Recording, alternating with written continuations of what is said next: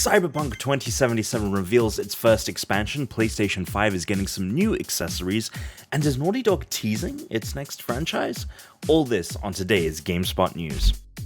Cyberpunk unveiled its first paid DLC today. Let's get the bad news out of the way. It won't be coming to previous-gen consoles. Phantom Liberty launches in 2023 and brings back Keanu Reeves Johnny Silverhand for another adventure. Described as a spy thriller expansion that introduces a new cast of characters, Phantom Liberty takes place in a new, previously unexplored district in Night City. The new 1.6 update that releases today, September 6th, will be the final significant patch for Cyberpunk 2077 on PS4 and Xbox One. This update adds equippable items from the Cyberpunk Edgerunners anime to the game, a handful of new side quests, as well as highly requested features such as transmogging and cross progression. A full rundown of everything included in the patch can be found in the link in the description. There will be small patches for previous gen consoles going forward to address bugs and other fixes, but no new content will be added to those versions of the game. And those who picked up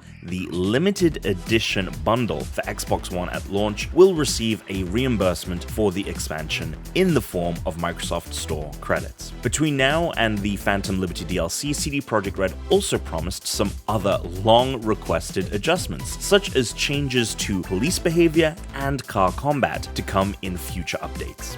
At the end of the day, it's probably for the best that CD Projekt Red is ceasing development for the previous generation of consoles, as Cyberpunk's launch on them was a disaster, even resulting in the game being temporarily delisted from the PlayStation Network store.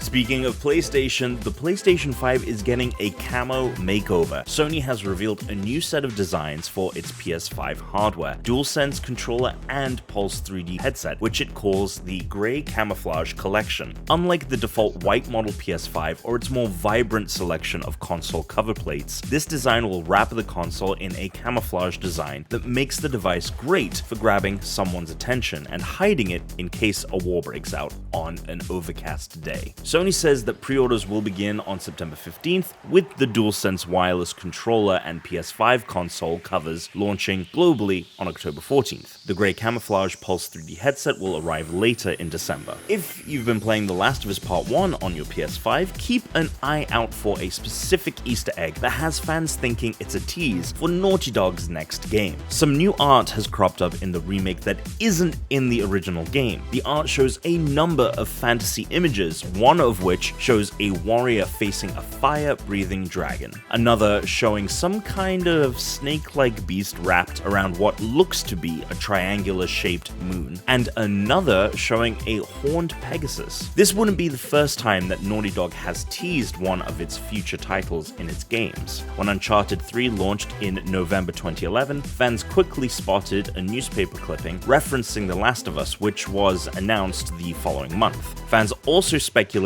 that the superhero collectible cards in Last of Us Part 2 were a hint at the developer's next project.